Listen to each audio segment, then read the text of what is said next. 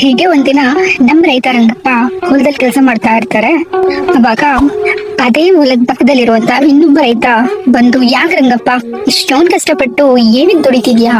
ಮಳೆ ಬೆಳೆ ನಮ್ ಕೈಲಿಲ್ಲ ಅಂತ ಹೇಳಿ ನಿನಗ್ ಗೊತ್ತು ತಾನೆ ಅಂತ ಹೇಳಿ ಕೇಳ್ತಾರೆ. ಅದಕ್ಕೆ ನಮ್ ರಂಗಪ್ಪ ಹೇಳ್ತಾರೆ, ಹೌದು ಸ್ವಾಮಿ, ನೀವ್ ಹೇಳಿದ್ ನಿಜ.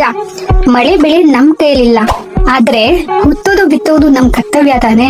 ನಾನು ನನ್ ಕರ್ತವ್ಯನ ಮಾಡ್ತಿದ್ದೀನಿ. ಮಳೆ ಬೆಳೆ ಎರಡೂ ಕೂಡ ದೇವ್ರ ಇಚ್ಛೆ, ಅವ್ರು ಕೊಟ್ಟಾಗ ನಾವು ತಗೋಬೇಕು ಅಷ್ಟೇ ಅಂತ ಹೇಳಿ ಹೇಳ್ತಾರೆ. ಅದೇ ರೀತಿ ಯಾವ ರೀತಿ ರಂಗಪ್ಪನ ನಂಬಿಕೆ ಮಳೆ ಬೆಳೆ ಅನ್ನೋದು ದೇವ್ರ ಇಚ್ಛೆ ಅನ್ನೋ ರೀತಿ ಒಂದು ದಿನ ಮಳೆ ಬರುತ್ತೆ. ಮಳೆ ಬಂದಾಗ ರಂಗಪ್ಪ ಆಲ್ರೆಡಿ ಹುತ್ತು ಬಿತ್ತಿದ್ರಿಂದ ಅವರ ಬೆಳೆ, ಅವರು ಬಿತ್ತಿದಂತ ಬೆಳೆ ಚೆನ್ನಾಗಿ ಬಂದಿರುತ್ತೆ.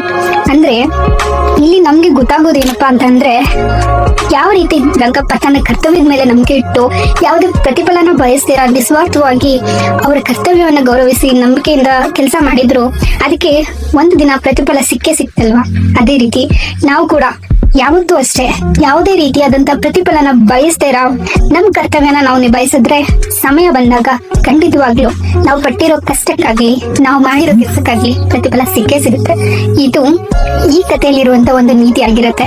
ಅದೇ ರೀತಿ ರಂಗಪ್ಪನ ನಂಬಿಕೆ ಯಾವ ರೀತಿ ಸುಳ್ಳಾಗ್ಲಿಲ್ಲ, ಹಾಗೆ ನೀವು ನಿಮ್ಮ ಕೆಲಸನ ಗೌರವ ಕೊಟ್ಟು ಯಾವುದೇ ರೀತಿಯಾದಂತ ಪ್ರತಿಫಲನ ಎಕ್ಸ್ಪೆಕ್ಟ್ ಮಾಡಿದಿರಾ ನಿಭಾಯಿಸಿ, ಖಂಡಿತವಾಗ್ಲೂ ಒಂದಲ್ಲ ಒಂದಿನ ಅದಕ್ಕೆ ಪ್ರತಿಫಲ ಸಿಕ್ಕೇ ಸಿಗುತ್ತೆ.